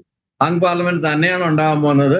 അതിന്റെ ഇമ്പാക്ട് കുറയ്ക്കാൻ വേണ്ടി അല്ലെങ്കിൽ അത് ഡയറക്റ്റ് ആയിട്ട് ഓഹരി വിപണിയെ ബാധിക്കാതിരിക്കാൻ വേണ്ടിയിട്ടായിരിക്കാം. അതല്ലെങ്കിൽ രണ്ടാമത്തെ ഒരു തിയറി എന്താണെന്ന് വെച്ച് കഴിഞ്ഞാൽ ഹോഴ്സ് റൈഡിങ്ങിന് ആടി നിൽക്കുന്ന ആളുകളെയൊക്കെ പിടിച്ചുകൂട്ടി ഭൂരിപക്ഷം ഉണ്ടാക്കാൻ അതിനു വേണ്ടിയിട്ടുള്ളൊരു ഇന്റർവെൽ അല്ലെങ്കിൽ ഒരു ടൈം നീട്ടി വാങ്ങലായിരിക്കാം ഈ എക്സിറ്റ് പോൾ കൊണ്ടും ഇത്തരം ദിവസങ്ങൾ കൊണ്ട് ഉദ്ദേശിക്കുന്നത്. എന്തായാലും നാളെ ഇതെല്ലാം മാറി മറയാൻ പോവുകയാണ്. Let's look tomorrow what is happening in and I M saying it again, socialism is the alternative. തിരിച്ചു വരാം. അതായത് അങ്ങ് പറയുന്നതും അങ്ങ് പ്രകടിപ്പിക്കുന്ന ആത്മവിശ്വാസവും 1977 അനുസ്മരിപ്പിക്കുന്ന ഒരു സ്വപ്നമാണ്. സോഷ്യലിസ്റ്റ് ശക്തികളെല്ലാം കൂടി ഒരുമിച്ച് വരുന്നു. അടിയന്തരാവസ്ഥക്കെതിരെ സാക്ഷാൽ ജയപ്രകാശ് നാരായണന്റെ നേതൃത്വത്തിൽ ഒരു മുന്നണി രൂപം കൊള്ളുന്നു. പല കക്ഷികൾ ലയിച്ച് ജനതാ പാർട്ടി ഉണ്ടാകുന്നു. തീർച്ചയായിട്ടും ഇന്ദിരാഗാന്ധിയെ തോൽപ്പിക്കുന്നു, അധികാരത്തിൽ വരുന്നു. അതിനൊടുവിൽ നമ്മൾ കണ്ടത് ഇന്ദിരയെ വിളിക്കൂ, ഇന്ത്യയെ രക്ഷിക്കൂ എന്നുള്ള മുദ്രാവാക്യം രാജ്യം മുഴുവൻ മുഴങ്ങിക്കേട്ടതാണ്. അതങ്ങനെ ഇരിക്കുമ്പോൾ തന്നെ ഇപ്പോൾ ഇതാ സമാനം എന്ന് അങ്ങ് പറയുന്ന ഇപ്പോൾ സോഷ്യലിസ്റ്റ് കക്ഷികൾ എത്രയുണ്ട് എന്നുള്ളതിനെ കുറിച്ച് നമുക്ക് മറ്റൊരു ചർച്ച നടത്തേണ്ടതുണ്ട്. വളരെ രസകരമായ സോഷ്യലിസ്റ്റുകളുള്ള കാലമാണ്, എല്ലാ മുന്നണിയിലും സോഷ്യലിസ്റ്റുകളുള്ള കാലമാണ്. അത് വളരെ രസമുള്ള ഒരു ചർച്ചാ വിഷയമാണ് ജയരാജ് സാറ് മുന്നോട്ട് വച്ചത്. അതിലേക്കും വരാം. അപ്പോൾ there is no alternative എന്നല്ല, there is an alternative and it is socialism എന്നാണ് ശ്രീ ഡോക്ടർ ജയരാജ് പറഞ്ഞു വയ്ക്കുന്നത്. ഗോപകുമാർ സാറിലേക്ക് ഒന്ന് വരുന്നു. ഗോപകുമാർ സാർ, ഡോക്ടർ ജയരാജ് പറഞ്ഞത് അങ്ങ് കേട്ടിട്ടുണ്ടാവും. ഞാനിപ്പോൾ എൻ്റെ ചെറിയ അറിവ് വെച്ച് പറഞ്ഞ ഓർമ്മകളാണ്. താങ്കൾ എങ്ങനെ ഇതിനോട് പ്രതികരിക്കുന്നു? ഈ സോഷ്യലിസം ദി ഓൾട്ടർനേറ്റീവ്, നാളെ ഉച്ച കഴിയുമ്പോൾ ഒരു ഹങ് പാർലമെന്റ്, അതിനുശേഷം പഴയ UPA അതല്ലെങ്കിൽ വ്യക്തമായ ഭൂരിപക്ഷം ഇല്ലാതിരുന്ന കാലത്ത് PV നരസിംഹറാവുവിനെ പ്രധാനമന്ത്രിയാക്കിയ ആ ഒരു പരീക്ഷണം, പിന്നെ വിവിധ പ്രധാനമന്ത്രിമാരുടെ ഒരു എത്ര എണ്ണം എന്നൊക്കെ മറന്നുപോയി. ചന്ദ്രശേഖർ വന്നു, ചരൺ സിംഗ് വന്നു, ദേവഗൌഡ വന്നു, പിന്നെ ഒരു മാസം മാത്രം വന്ന IK ഗുജറാൾ വന്നു, VP സിംഗ് വന്നു. അങ്ങനെ അപ്പൊ എന്തായാലും ആ പ്രതീക്ഷ, ആ മോഹം, ആ ശുഭപ്രതീക്ഷയെ എങ്ങനെ കാണുന്നു ഗോപകുമാർ സാർ?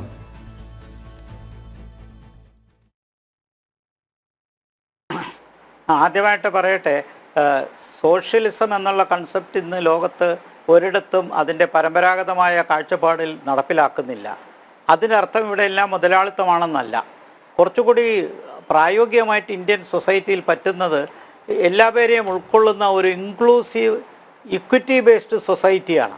ആ പരമ്പരാഗത സോഷ്യലിസ്റ്റ് ആശയം പഴയ യൂറോപ്പിൽ നിന്ന് ഉയർന്ന് മറ്റ് പല രാജ്യങ്ങളിലും എത്തി കമ്മ്യൂണിസത്തിലേക്കൊക്കെ മാറി തിരിച്ചു വന്ന് ഇന്ത്യയിലും അതിന് നല്ലൊരു സ്ഥാനമുണ്ടായിരുന്നൊരു കാലഘട്ടമുണ്ടായിരുന്നു. ഇത് ലോകത്ത് തന്നെ ലോകത്തിൻ്റെ സാമൂഹിക സാമ്പത്തിക ക്രമത്തിലുണ്ടായ മാറ്റത്തിൽ ഇതിന് കൺവെൻഷണലായിട്ടുള്ള സോഷ്യലിസം ആ നിലയ്ക്ക് നിർഭാഗ്യവശാൽ അതിൻ്റെ പ്രസൻസ് മാറി ഇന്ന് ആ സ്ഥാനത്ത് ഒരുപക്ഷെ ഇന്ത്യക്ക് ഏറ്റവും ഉതകുന്നത് ഒരു ഇൻക്ലൂസീവായിട്ടുള്ളൊരു സൊസൈറ്റിയാണ്.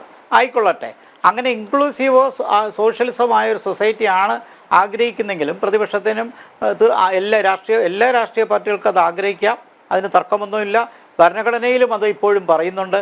പക്ഷേ ഇവിടെ നാളത്തെ തിരഞ്ഞെടുപ്പിൻ്റെ ഏതാണ്ടൊരു കാഴ്ചപ്പാട് എക്സിറ്റ് പോളുകൾ നൽകി. എക്സിറ്റ് പോളുകൾ കുറച്ച് ഇൻഫ്ലേറ്റ് ചെയ്യുന്നൊരു സാഹചര്യം ഉണ്ടായേക്കാം എന്ന് ഞാൻ തുടക്കത്തിൽ പറഞ്ഞത് ശ്രദ്ധിക്കുക. അതുകൊണ്ട് തന്നെ ഈ ഉദ്ദേശിക്കുന്ന രീതിയിൽ ഒരു 400-ലേക്കൊന്നും എത്തുമെന്ന് ഞാനും പ്രതീക്ഷിക്കുന്നില്ല. അത് ഞാൻ തുടക്കത്തിലെ ചൂണ്ടിക്കാണിച്ചാണ്. പക്ഷേ ഹങ് പാർലമെൻറ്റ് അഥവാ ത്രിശങ്കു സഭ നാളെ ഉണ്ടാകില്ല. വ്യക്തമായ ഭൂരിപക്ഷം ഉണ്ടാകും. പക്ഷേ പഴയതുപോലെ നമ്മൾ ഉദ്ദേശിക്കുന്ന പോലെ ഒരു 3/2 ഭൂരിപക്ഷം കിട്ടുമോ അതോ ഒരു നേരിയ ഭൂരിപക്ഷമായിരിക്കുമോ എന്നുള്ള കാര്യത്തിലാണ് സംശയമുള്ളത്. എന്തായാലും NDAക്ക് മുൻതൂക്കമുണ്ടെന്ന് എല്ലാ പോൾ ഏജൻസീസും ഒരുപോലെ പറഞ്ഞു. അതിപ്പോൾ ഷെയർ മാർക്കറ്റിനെ പിടിച്ചു നിർത്താൻ നോക്കിയാലും ഒരു ദിവസം കഴിഞ്ഞ് നാളെ മറിച്ചാണെങ്കിൽ ഷെയർ മാർക്കറ്റ് വീണ്ടും താഴോട്ട് പോവില്ലേ? ഇപ്പോൾ രാജ്യത്തിൻ്റെ മുന്നോട്ടുള്ള വളർച്ചയ്ക്ക് ഒരു സുസ്ഥിരമായൊരു ഗവൺമെൻറ് വേണമെന്നും അതിൻ്റെ അടിസ്ഥാനത്തിൽ രാജ്യത്തിനുണ്ടാകുന്ന വികസനത്തിൽ അതിൻ്റെ പങ്കാളിത്തമുള്ള ജനങ്ങളും തീർച്ചയായിട്ടും കമ്പോളത്തിന്റെ സ്വാധീനം എല്ലാം ബന്ധപ്പെട്ടിരിക്കുകയാണ്. അപ്പോൾ എനിക്ക് തോന്നുന്ന പ്രധാനപ്പെട്ട ഒരു കാര്യമുണ്ട്. അതായത് ഇപ്പോൾ 295 സീറ്റാണ് ഇന്ത്യ സഖ്യം പരമാവധി പ്രതീക്ഷിക്കുന്നത്. അത് ഖർഗെ പറഞ്ഞു. അത് ഏത് ഘടകമാണ്? ഖർഗെ പറയുന്നത് പോള് ഏതൊരു ഇതുവരെയും വരാത്ത വാട്സാപ്പ് ഗ്രൂപ്പുകൾ മാത്രം സജീവമാവുന്ന. ഞാനൊന്ന് പറഞ്ഞോട്ടെ, നമ്മൾ കൊടുത്തില്ല എന്ന് വെച്ചുള്ളൂ. ഏതെങ്കിലും മാധ്യമം അങ്ങനെ ഒരു എക്സിറ്റ് പോൾ കൊടുത്തോ? അതായത് ഈ ഉദയനാണ് താരം എന്നുള്ള സിനിമ കണ്ടിട്ടുണ്ടോ? അതിൽ ഈ സരോജ് കുമാറിനെ സൂപ്പർ സ്റ്റാർ ആക്കാൻ പെടാപ്പാട് പെടുന്നത് ജഗതിയുടെ കഥാപാത്രമാണ്. അദ്ദേഹം നവരസങ്ങൾ കാണിച്ചു കൊടുക്കുന്നു. ഏറ്റവും ഒടുവിൽ ഇതാ എൻ്റെ വക 3 രസം എന്ന് പറഞ്ഞ് അതും കാണിക്കും. അതുപോലെ ഇത് പച്ചാളം ഭാസിയുടെ നവരസത്തിനപ്പുറമുള്ള 3 രസം പോലെ ഈ ഖാർഗെ കൊണ്ടുവന്നൊരു 295 അവർ പ്രതീക്ഷിക്കുന്ന പരമാവധി എണ്ണം. ശരി, അത് നേടിയാൽ തന്നെ എത്ര ദിവസം കൊണ്ട് അത് പൊളിയും? ഈ മമതാ ബാനർജിയെ എത്ര പ്രധാനമന്ത്രിമാരുണ്ടെന്നാണോ ചോദിക്കാതെ ചോദിക്കുന്നത്. യെസ്, അതായത് ഈ സീറ്റിൽ നിന്ന് ഏതെങ്കിലും ഒരു കക്ഷി അടർന്നു മാറി BJP-യിലേക്ക് പോകുന്നില്ല എന്ന് പറയാൻ പറ്റുമോ? ഒരിക്കലുമില്ല. അപ്പൊ 295 പോലും അവർക്കൊരു ഉറപ്പിക്കുന്ന സംഖ്യയല്ല. ഈ കേവല ഭൂരിപക്ഷം എന്നുള്ള ആ മാജിക് ഫിഗർ എന്ന് പറയുന്നത് 273 295 എന്ന് പറഞ്ഞു കഴിഞ്ഞാൽ അവിടെ നിന്ന് കേവലം 20 22 ഏതെല്ലാം സംസ്ഥാനങ്ങളിൽ നമ്മളത് കണ്ടതാണ്. എത്ര പേർ BJP പക്ഷത്തേക്ക് പോകുന്നത് നമ്മൾ കണ്ടതാണ്. സ്വാഭാവികമായും ഈ 295 പോലും ഖർഗെക്കോ രാഹുലിനോ കെജ്രിവാളിനോ മമതയ്ക്കോ ഒന്നും സേഫ് അല്ല. അത്രയ്ക്ക് കെട്ടുറപ്പാണ് ഇന്ത്യ മുന്നണിക്ക് എന്നാണ് പറയുന്നത്. ശരി, എന്തായാലും നമുക്ക് ഒരുപാട് വിഷയങ്ങൾ ചർച്ച ചെയ്യേണ്ടതുണ്ട്. ഇനി അടുത്ത ഒരു വിഷയം ചർച്ച ചെയ്യേണ്ടതുണ്ട്. നമ്മൾ ഉത്തരേന്ത്യയിൽ വിവിധ സംസ്ഥാനങ്ങളിലെയൊക്കെയുള്ള വികസനം ചർച്ച ചെയ്തു, മോദി എന്നുള്ള ബ്രാൻഡ് ചർച്ച ചെയ്തു, ദർ ഇസ് നോ ഓൾട്ടർനേറ്റീവ് എന്ന് ഗോപകുമാർ സാർ പറഞ്ഞ ആ ഒരു ഭാഗം ചർച്ച ചെയ്തു. ഇനി ചർച്ച ചെയ്യേണ്ടത് കേരളത്തിലെ BJP സാധ്യതകൾ അല്ലെങ്കിൽ NDA സാധ്യതകൾ എന്നുള്ളൊരു വിഷയമാണ്.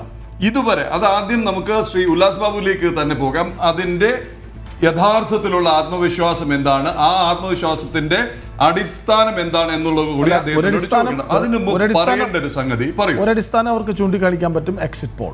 അല്ല, ഞാൻ അതിലേക്കാണ് വരുന്നത്. ഇതാദ്യമായി എല്ലാ എക്സിറ്റ് പോളുകളും ഏറ്റവും കുറഞ്ഞത് ഒരു സീറ്റെങ്കിലും NDAക്ക് പ്രവചിക്കുന്നു. ഇന്ത്യ ടുഡേ സർവേയിൽ 2 മുതൽ 3 വരെ, ടൈംസ് നൗവിൽ NDA 1, ഇന്ത്യ TV CNXൽ NDA 1 മുതൽ 3 വരെ, ABP C voter NDA 1 to 3, news 18 സർവേയിൽ NDA 1 to 3. ശ്രീ ഉല്ലാസ് ബാബു, ഇതാദ്യമായിട്ടാണ് ഒരുപക്ഷെ എല്ലാ എക്സിറ്റ് പോളുകളും വിവിധ ഇതിൻ്റെ എക്സിറ്റ് പോളുകളുടെ ഒരു സാധുതയെക്കുറിച്ച്, അതിൻ്റെ ക്രെഡിബിലിറ്റിയെക്കുറിച്ച്, അത് NDA സ്പോൺസേർഡ് മാധ്യമങ്ങളും ഏജൻസികളും നടത്തിയതാണ് എന്നൊക്കെ ഡോക്ടർ ജയരാജ് വിമർശിച്ചു. അതവിടെ ഇരിക്കട്ടെ, അതും മറ്റൊരു ദിവസം ചർച്ച ചെയ്യാം. പക്ഷേ ഇതാദ്യമായി 1 മുതൽ 3 സീറ്റ് വരെ എല്ലാ എക്സിറ്റ് പോളുകളും BJPക്ക് പ്രവചിക്കുന്നു. ചില എക്സിറ്റ് പോളുകളിൽ എണ്ണി പറയുന്നു തിരുവനന്തപുരം, ആറ്റിങ്ങൽ, തൃശൂർ എന്ന് പറയുന്നു. ഇതാദ്യമായി BJPക്ക് ജയിക്കാം എന്നുള്ളൊരു കോൺഫിഡൻസ് വോട്ടർമാർക്ക് കൊടുക്കാൻ കഴിഞ്ഞോ? ഇതുവരെ ഇല്ലാതിരുന്ന മട്ടത്തിൽ മോദി എന്നുള്ള ബ്രാൻഡ് കേരളത്തിലെ സ്ഥിരം സാമ്പ്രദായിക കൺവെൻഷണൽ വോട്ടിംഗ് പാറ്റേൺ മാറ്റി മറിച്ചോ? എന്താണ് ഈ എക്സിറ്റ് പോളിന്റെ കാരണം? എന്താണ് BJPയുടെ ആത്മവിശ്വാസത്തിന്റെ അടിസ്ഥാനം? കേരളത്തിൽ ആ കടമ്പ മറികടന്നു കഴിഞ്ഞോ?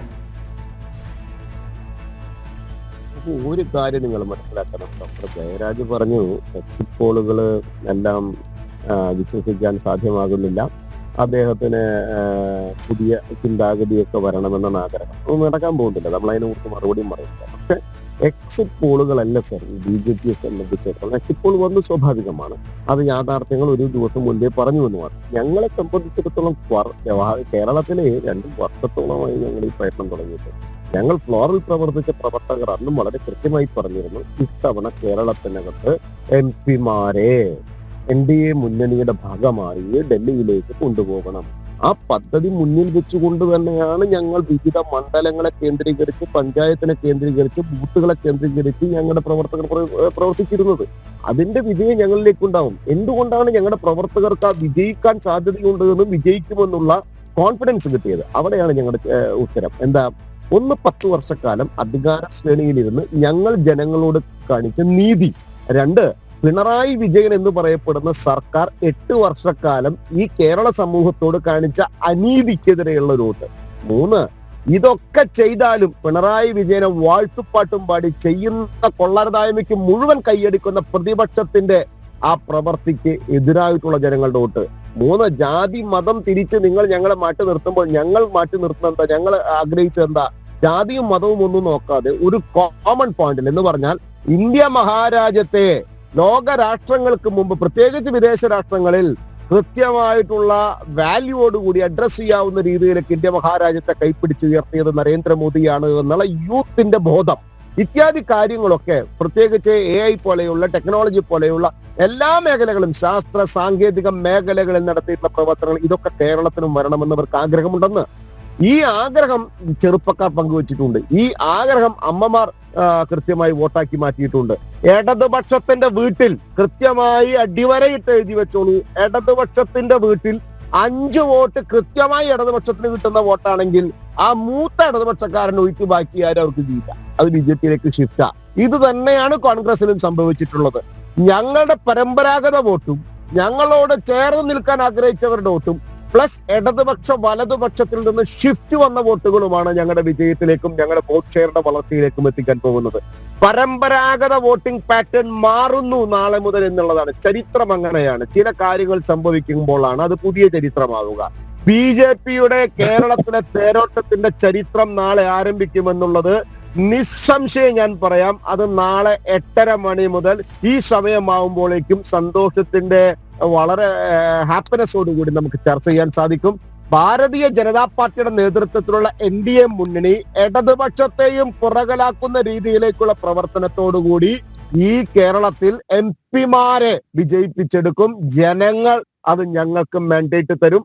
100% ഞങ്ങൾക്ക് ഉറപ്പുള്ളത് എന്താ വെച്ചാൽ, ഞങ്ങൾ ഫ്ലോറിൽ പ്രവർത്തിച്ചപ്പോൾ, ജനങ്ങളോട് സംവദിച്ചപ്പോൾ, അവരുടെ മനസ്സ് കണ്ട സമയത്ത് അവർ ഞങ്ങൾക്ക് തന്ന ആ വിശ്വാസമാണ്. ആ വിശ്വാസം ഞങ്ങൾ പരിപൂർണമായി അംഗീകരിക്കുന്നു. നാളെ നമുക്കത് കാണാം. ശരി, ശ്രീ ഉല്ലാസ് ബാബു. അതായത് BJP പരമ്പരാഗത വോട്ടിംഗ് പ്രക്രിയയ്ക്ക് നാളെ മാറ്റം വരുത്താൻ പോകുന്നു.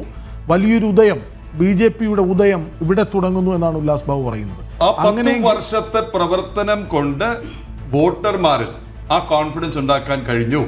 ഡെലിവർ ചെയ്യുന്ന ഒരു സർക്കാരാണ്, പറയുന്നത് ചെയ്യും, പറയുന്ന വാഗ്ദാനങ്ങൾ നടപ്പാക്കും എന്ന വിശ്വാസം. 1 to 3 1 മുതൽ 3 സീറ്റ് വരെ നേടാം, ഒരു സീറ്റ് ഉറപ്പെന്നും എക്സിറ്റ് പോളുകൾ പറയുന്നു. അതിൽ നിന്ന് മനസ്സിലാക്കണം. പക്ഷേ BJPയുടെ ഉദയം ഇവിടെ ഉണ്ടാകുന്നുവെങ്കിൽ അവിടെ തകരാൻ പോകുന്നത് ആരാണ്? നോക്കൂ കൃഷ്ണരാജ്, ഇതുവരെ ധരിച്ചിരുന്നതും ഇതുവരെ നടന്നിരുന്ന പ്രചാരണങ്ങളും ഇതുവരെ കണ്ടിരുന്ന ഒരു ചില പ്രവണതകളുമൊക്കെ കോൺഗ്രസിന്റെ ആ വെള്ള ഖദറിനുള്ളിൽ എവിടെയോ ഇപ്പോഴും പ്രതിപക്ഷ കക്ഷികൾ കാക്കി എന്ന് പറയുന്ന നിക്കർ, കാക്കി എന്ന കളർ മാറിയിട്ട് ഒരുപാട് കാലം ആയി എങ്കിൽ പോലും ഉള്ളവരുണ്ടെന്നും, രാത്രി RSSും പകൽ കോൺഗ്രസ് ആണെന്നും, ഇവിടെ ഇരിക്കുന്നവരിൽ പലരും നാളെ BJPയിലേക്ക് പോകും അല്ലെങ്കിൽ പോകേണ്ടവരാണെന്നും, അങ്ങനെ തുടർച്ചയായി പോയവരുടെ ചരിത്രം, ആ കണക്ക്, ആ എണ്ണം, ആ മുഖങ്ങൾ ചൂണ്ടിക്കാണിച്ച് പറയുമ്പോൾ തന്നെ ഇത്തവണത്തെ എക്സിറ്റ് പോളുകളിൽ ചിലതെങ്കിലും മറ്റൊരു സൂചന നൽകുന്നു. വലിയ സൂചന. Vote share.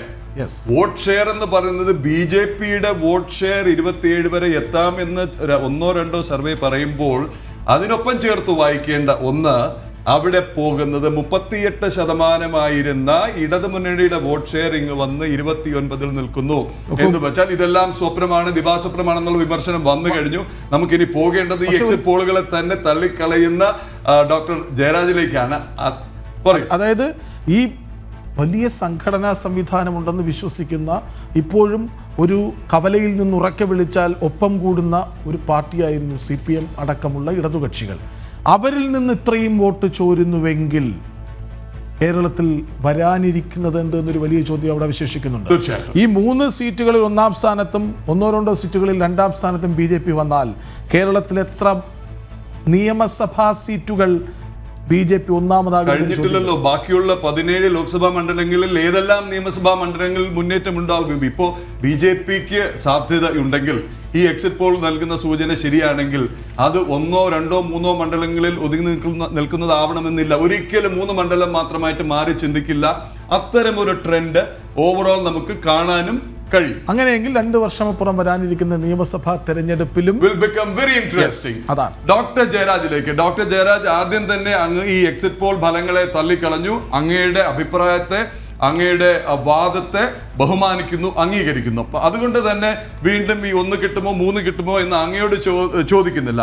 പകരം എന്തുകൊണ്ട് BJPക്ക് ഈ സാധ്യത വന്നു? ശ്രീ ഉല്ലാസ് ബാബു ഇപ്പോൾ പറഞ്ഞ ചില ഘടകങ്ങൾ എന്തുകൊണ്ട് ഇടത് കോട്ടകളിൽ നിന്നും അല്ലെങ്കിൽ UDF കോട്ടകളിൽ നിന്നും അല്ലെങ്കിൽ കുടുംബങ്ങളിൽ നിന്നും BJPക്ക് വോട്ട് പോയിട്ടുണ്ട് എന്നുള്ളതിന് അപ്പുറത്തേക്ക് ഒരു ചോദ്യം.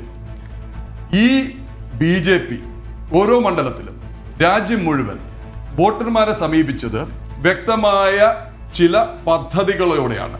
ഉദാഹരണത്തിന് തിരുവനന്തപുരത്തെ സ്ഥാനാർത്ഥി ഇവിടെ വന്നിറങ്ങിയത് ടെക് മേഖലയിൽ എന്ത് ചെയ്യും, വിദ്യാഭ്യാസ മേഖലയിൽ എന്ത് ചെയ്യും, വിദ്യാഭ്യാസം ലഭിച്ച യുവാക്കൾക്ക് വേണ്ടി എന്തൊക്കെ കൊണ്ടുവരാം, എവിടെയൊക്കെ കൊണ്ടുവരാം എന്നുള്ള വ്യക്തമായ ഒരു ബ്ലൂ പ്രിന്റ്, വ്യക്തമായ ഒരു ആക്ഷൻ പ്ലാൻ 1, 2, 3. കേവലം അവകാശവാദം ആയിരുന്നില്ല, മുദ്രാവാക്യങ്ങളും ആയിരുന്നില്ല. അതുകൊണ്ട് തന്നെയാണ് ഇവിടെ സ്ഥിരമായി ജയിച്ചുകൊണ്ടിരുന്ന MP ഡെലിവർ ചെയ്തത് എന്താണ്? അദ്ദേഹം തന്നെ പറഞ്ഞു, അദ്ദേഹത്തെ പരിഹസിക്കുന്നു. അദ്ദേഹം ഇവിടെ കൊണ്ടുവന്നത് ആകെ 10-12 ഹൈമാസ്റ്റ് ലാമ്പുകളും പിന്നെ ഒരു ത്രിവർണ്ണ പതാകയുമാണ് കനകക്കുന്നിൽ എന്നുള്ള പരിഹാസം അദ്ദേഹം കേൾക്കേണ്ടി വന്നതും അതുകൊണ്ടല്ലേ. എൻ്റെ ചോദ്യം, ഇടതു മുന്നണിയും UDF-ഉം BJP-ക്കെതിരെ NDA-ക്കെതിരെ ഉയർത്തിയ ഏക മുദ്രാവാക്യം എന്തായിരുന്നു? ന്യൂനപക്ഷങ്ങൾ പേടിക്കണം, ന്യൂനപക്ഷങ്ങളെ സംരക്ഷിക്കണം, ന്യൂനപക്ഷങ്ങൾക്കാപത്താണ്, മോദി വന്നാൽ, NDA വന്നാൽ, BJP വന്നാൽ ആ ഒരു ഭീതി, അതിൽ നിന്ന് രക്ഷിക്കാൻ ഞങ്ങളുണ്ട് എന്ന് കോൺഗ്രസും CPM-ഉം അല്ലെങ്കിൽ UDF-ഉം LDF-ഉം മാറി മാറി സഹായഹസ്തവുമായി ഇങ്ങനെ നിൽക്കുന്നു. ഞങ്ങൾ രക്ഷിക്കാം. വെള്ളക്കെട്ടിൽ നിന്ന് തലസ്ഥാനത്തെയോ കൊച്ചിയെ പോലും രക്ഷിക്കാൻ കഴിയാത്ത ഒരു സർക്കാരും ഭരണകൂടവുമാണ് പറയുന്നത് ന്യൂനപക്ഷങ്ങളെ മൊത്തം ആ കരാളഹസ്തങ്ങളിൽ നിന്ന് ഞങ്ങൾ രക്ഷിക്കാം. അത് ഫലപ്രദമായി എന്ന് അങ്ങേക്ക് തോന്നുന്നുണ്ടോ? അതിനപ്പുറം ജയിപ്പിച്ചാൽ നിങ്ങൾ എന്ത് നൽകും, എന്ത് ഡെലിവർ ചെയ്യും എന്ന് പറയാൻ കഴിഞ്ഞിട്ടുണ്ടോ ഈ തെരഞ്ഞെടുപ്പ് പ്രചാരണ വേളയിൽ? ഡോക്ടർ ജയരാജ്. തീർച്ചയായിട്ടും അതിനകത്ത് ഈ പറഞ്ഞതുപോലെ ഈ ഒരു വിഷയം മാത്രമല്ല ചർച്ചയായത്. ഈ ഏറ്റവും പ്രധാനമായിട്ട് വിഷയമായത് വിലക്കയറ്റം, പെട്രോൾ ഡീസൽ വില, ഗ്യാസിന്റെ വില വർധനവ്, തൊഴിലില്ലായ്മ, ഇത്തരം കാര്യങ്ങൾ പറഞ്ഞു കൊടുക്കുന്നതിന്റെ കൂട്ടത്തിൽ തന്നെയാണ് CAA പോലുള്ള വിഷയങ്ങൾ പരാമർശിച്ചു പോയതും. അത് മാത്രമായിരുന്നില്ല, 1 പോയിന്റ് അജണ്ടയിലൊന്നും ആയിരുന്നില്ല ഒരു ഇലക്ഷന് നേരിട്ടുകൊണ്ടിരുന്നത്. അപ്പോഴത് ആരാണ് കൂടുതൽ എതിർക്കുന്നത് എന്നുള്ളതിന്റെ ചില തർക്കങ്ങൾ മാത്രമേ അവിടെ ഉണ്ടായിരുന്നുള്ളൂ. അപ്പൊ കേന്ദ്രത്തിൽ ഒരു നയം നടപ്പിലാക്കി കഴിഞ്ഞാൽ എല്ലാ സ്ഥലത്തും നടപ്പിലാക്കുമോ, അങ്ങനെ നടപ്പിലാക്കണമോ, അങ്ങനെ നടപ്പിലാക്കിയാൽ തന്നെ കേരളത്തിൽ അത് നടപ്പാക്കാനുള്ള സാധ്യതകൾ എന്തൊക്കെയാണെന്നൊക്കെയുള്ള ഒരു അത്തരത്തിലുള്ള ഈ പറയുന്നത് പോലെ ഇൻസെക്യൂർ ആയിട്ടുള്ള ഒരു ജനതയോട് അഡ്രസ് ചെയ്തിരുന്നു എന്നുള്ളത് വാസ്തവമാണ്. അതിനകത്തു നിന്നൊന്നും ഒളിച്ചോടുന്നില്ല. പക്ഷെ ഈ പറഞ്ഞതുപോലെ ഈ പറയുന്ന നമ്മൾ വാദത്തിൽ എക്സിറ്റ് പോൾ അംഗീകരിക്കാമെങ്കിൽ തന്നെയും കേരളത്തിലെ എക്സിറ്റ് പോൾ ഫലങ്ങൾ 1 മുതൽ 3 വരെ എന്ന് BJPക്ക് പറയുന്നത് നമ്മളൊരു വാദത്തിന് വേണ്ടി അംഗീകരിച്ചാൽ തന്നെ അങ്ങനെ ഉണ്ടെങ്കിൽ അതെന്തെങ്കിലും ജാവദേക്കർ മാജിക് ആയിരിക്കും. ആ ജാവദേക്കർ മാജിക് ഒരുപക്ഷെ ഇപ്പോൾ സഹായിച്ചാൽ നിയമസഭാ തെരഞ്ഞെടുപ്പിൽ തിരിച്ച് സഹായിക്കാമെന്നുള്ള എന്തെങ്കിലും എഗ്രിമെന്റ് ഉണ്ടായിരിക്കാം. അങ്ങനെ കുറെ അടിയൊഴുക്കൾ എന്തെങ്കിലും അതിന്റെ പിന്നിലുണ്ടാവും. പക്ഷെ അതൊന്നും സംഭവിക്കാൻ പോകുന്നില്ല. തീർച്ചയായും അതൊന്നും സംഭവിക്കാൻ പോകുന്നത് കാരണം ഇത് കേരളമാണ്, വളരെ അങ്ങേറ്റം സെക്യുലർ ആയിട്ടുള്ള ഒരു സ്റ്റേറ്റ് ആണ്. അങ്ങനെ ഒരു ഈ പറഞ്ഞതുപോലെ അവസാന തെരഞ്ഞെടുപ്പിനൊക്കെ മുമ്പ് അതിനുശേഷം ഇടയ്ക്ക് വെച്ചിട്ട് പ്രധാനമന്ത്രി തന്നെ നടത്തിയ ചില പരാമർശങ്ങൾ അത് വളരെയധികം ആളുകളിൽ ഹേർട്ട് ചെയ്തിട്ടുണ്ട്. അതുപോലെ രാജ്യത്ത് ഉടനീളം നടന്ന ന്യൂനപക്ഷങ്ങൾക്കെതിരെയുള്ള വേട്ടയാടലുകൾ ഇതെല്ലാം ജനങ്ങൾ കണ്ടുകൊണ്ടിരിക്കുകയല്ലേ. ആളുകൾക്ക് അറിയാലോ എന്താണ് സംഭവിക്കുന്നത്. നമ്മളിപ്പോ UP കുറിച്ച് പറയുമ്പോൾ UP എന്ത് പറഞ്ഞാലേ UP എന്ന് പറയുന്നത്, മണിപ്പൂരിനെ കുറിച്ച് പറഞ്ഞാൽ എന്ത് പറഞ്ഞാലും മണിപ്പൂർ അല്ല. ഈ മണിപ്പൂർ എന്ന് പറഞ്ഞിട്ട് ഇന്നലെ നിയമസഭാ തെരഞ്ഞെടുപ്പ് നടന്ന 2 സംസ്ഥാനങ്ങളിൽ എന്താണ് സംഭവിച്ചത്? തെരഞ്ഞെടുപ്പിൽ നടക്കുന്നത് ആ തെരഞ്ഞെടുപ്പിന്റെ വിഷയമായിട്ട് ഇപ്പൊ അരുണാചൽ പ്രദേശിലെ വിഷയമാണെങ്കിൽ അത് ചൈനയായിട്ടുള്ള ഇൻഫിൽട്രേഷന്റെ വിഷയവും ദേശീയത ഉയർത്തിക്കാട്ടുകൊണ്ടെന്നുള്ള ചില മാർഗങ്ങളൊക്കെയാണ് അവിടെ ഒരു പൂർണ്ണ വിജയത്തിലേക്ക് കൊണ്ടുവന്ന് എത്തിച്ചത്. സ്ട്രാറ്റജിക് മൂവ് തന്നെയാണ്, അത് അംഗീകരിക്കാതിരിക്കാൻ വയ്യ.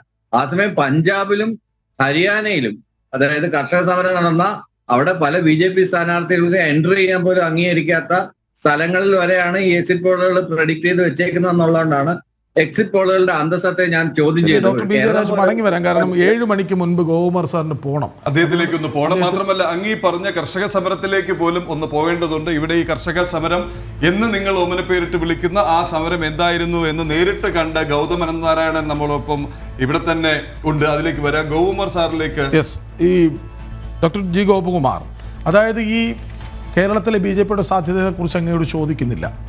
മറുവശത്ത് തെക്കേ ഇന്ത്യ കേന്ദ്രീകരിച്ചുള്ള നരേന്ദ്രമോദിയുടെ പ്രചാരണ രീതികളെക്കുറിച്ചാണ്. അതായത് തമിഴ്നാട്ടിൽ മാത്രം അദ്ദേഹം കന്യാകുമാരിയിൽ വന്നതടക്കം 8 തവണ വന്നു. തിരുവനന്തപുരത്ത്, തൃശ്ശൂരിൽ, കോട്ടയത്ത്, പത്തനംതിട്ടയിലൊക്കെ ആവർത്തിച്ച് വരുന്നു. അങ്ങനെ ഒന്നും കിട്ടില്ലെന്ന് വിശ്വസിക്കുന്ന എതിരാളികൾ ആവർത്തിച്ചു പറയുന്ന ഇടങ്ങളിൽ പോലും വന്ന് മോദി ഉണ്ടാക്കിയ ഒരു മാറ്റമുണ്ടല്ലോ, അതല്ലേ ഈ 1 to 3 എന്ന് എല്ലാ എക്സിറ്റ് പോളുകളെ കൊണ്ടും പറയിപ്പിച്ചത്?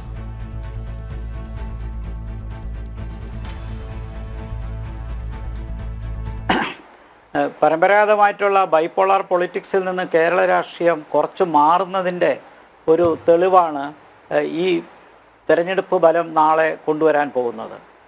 അത് പ്രത്യേകിച്ച് ഉത്തരേന്ത്യയിലും ഉള്ള സംസ്കാരത്തിലല്ല കേരള രാഷ്ട്രീയത്തെയും മറ്റ് ദക്ഷിണേന്ത്യൻ സംസ്ഥാനങ്ങളെയും കാണേണ്ടത്. ഇപ്പോൾ ദക്ഷിണേന്ത്യയെക്കുറിച്ച് പറയുന്നതിന് മുമ്പ് കേരളത്തെക്കുറിച്ചൊരു വാക്ക് പറഞ്ഞാൽ, കേരളത്തിൽ വളരെ ശക്തമായ ന്യൂനപക്ഷ കൺസോളിഡേഷനുള്ള ഒരു പോപ്പുലേഷൻ ഉള്ളപ്പോൾ BJPക്ക് അവിടെ കടന്നു കയറാൻ പരമ്പരാഗതമായി വലിയ ബുദ്ധിമുട്ടുണ്ടായിരുന്നു. ആ സാഹചര്യത്തിന് കുറേശ്ശെ മാറ്റങ്ങൾ വരുന്നു എന്നുള്ളത് ഈ തിരഞ്ഞെടുപ്പിൽ നമുക്ക് കാണാവുന്നതാണ്. അതുകൊണ്ട് തന്നെ എക്സിറ്റ് പോൾ പറയുന്ന പോലെ 27% ഒന്നും കിട്ടാൻ പോകുന്നില്ല. പക്ഷേ BJPക്ക് കഴിഞ്ഞ ഏറ്റവും നന്നായിട്ട് സ്കോർ ചെയ്ത 15%-അപ്പുറം പോകും. ഒരു 18-19% അടുത്ത് വരെ പോൾ ശതമാനം വർദ്ധിക്കാനുള്ള സാധ്യതയും തൃശ്ശൂർ സീറ്റ് വിജയിക്കാനുള്ള സാധ്യതയും കാണുന്നുണ്ട്. അപ്പോൾ ഇപ്പം എക്സിറ്റ് പോൾ പറയുന്നതിന് അപ്പാടെ നമ്മൾ അംഗീകരിക്കുകയും അതിനെ മനസ്സിലാക്കുകയും ചെയ്യേണ്ട കാര്യമില്ല. അതൊരു ട്രെൻഡ് മാത്രമാണ് കാണിക്കുന്നത്. ഇപ്പോൾ കേരളത്തിനകത്ത് ഈ രണ്ട് വലിയ മുന്നണികൾക്കിടയിൽ വളർന്നു വരിക എന്ന് പറഞ്ഞാൽ അത്ര എളുപ്പമുള്ളൊരു കാര്യമല്ല. പ്രത്യേകിച്ച് 40%-അടുത്ത് വോട്ടിംഗ് ശതമാനം ഈ രണ്ട് മുന്നണികളും ഏതാണ്ട് അടുത്തടുത്ത് പരമ്പരാഗതമായി പിടിക്കുമ്പോൾ. പക്ഷേ ഇവിടെ ഞാൻ നിങ്ങളോട് ചൂണ്ടിക്കാണിക്കാൻ ആഗ്രഹിക്കുന്നത്, നിങ്ങൾ പറയാത്തൊരു കാര്യം എന്ന് പറയുന്നത്, BJPക്ക് കോൺഗ്രസ്സുകാരുടെ വോട്ട് വന്ന് BJPയെ സഹായിക്കുകയാണോ, ഇടതുപക്ഷത്തിൻ്റെ വോട്ട് വന്ന് BJPയെ സഹായിക്കുകയാണോ എന്ന് പറയുന്നതിനോടൊപ്പം അതിനപ്പുറം നിങ്ങൾ മനസ്സിലാക്കേണ്ടത് ഈ കാലഘട്ടത്തിൻ്റെ വ്യത്യാസത്തിൽ പുതിയ തലമുറയിൽ നിന്ന് BJPക്ക് പിന്തുണ വരുന്നുണ്ട് എന്നുള്ളത് മനസ്സിലാക്കുക. ഇപ്പോൾ BJP 80-ലാണ് ജനിച്ചത്. അന്ന് 1.5% കേരളത്തിൽ കിട്ടിയത്. 82-ൽ അസംബ്ലി ഇലക്ഷനിൽ അത് 2%, 2.5%. അന്ന് ഈ കഴിഞ്ഞ 40 വർഷത്തിനിടയ്ക്ക് പടിപ്പടിയായിട്ട് ഉയർന്ന് 87-ൽ 6.5%. അപ്പോൾ ഈ വളർച്ച വന്ന് അതിൻ്റെ പ്രത്യേകിച്ച് ലോക്സഭാ തിരഞ്ഞെടുപ്പിൽ BJPക്ക് എന്നും അസംബ്ലി തിരഞ്ഞെടുപ്പിനേക്കാൾ വോട്ട് കിട്ടുന്ന ഒരു സാഹചര്യമുണ്ട്. അപ്പോൾ അതിൻ്റെ ഏറ്റവും വലിയ പീക്കിലേക്ക് വരാനുള്ള സാഹചര്യം നരേന്ദ്രമോദിയുടെ യാത്രയും ഇവിടെ നടത്തിയ പ്രസ്താവനകളും പ്രസംഗങ്ങളും അതോടൊപ്പം നിർത്തിയ സ്ഥാനാർത്ഥികളുടെ മികവിലും അതിലൊരു ചൂണ്ടിക്കാണിച്ച ആ യുവനിരയുടെ അതിന്റെ ഒരു ചോദ്യമാണ് നേരത്തെ ഡോക്ടർ ജയരാജനോട് ഞാൻ ചോദിച്ചത്. ആ ചർച്ച തുടരാം. എന്തായാലും നമുക്കിപ്പോൾ രണ്ട് സംഗതികളുണ്ട്. ഒന്ന്, ഗോപകുമാർ സാറിന് പോകണം. വളരെയധികം നന്ദി ഇത്ര നേരം ഞങ്ങളോടൊപ്പം ഈ വിശദമായ ചർച്ചയിൽ ചേർന്നതിന്.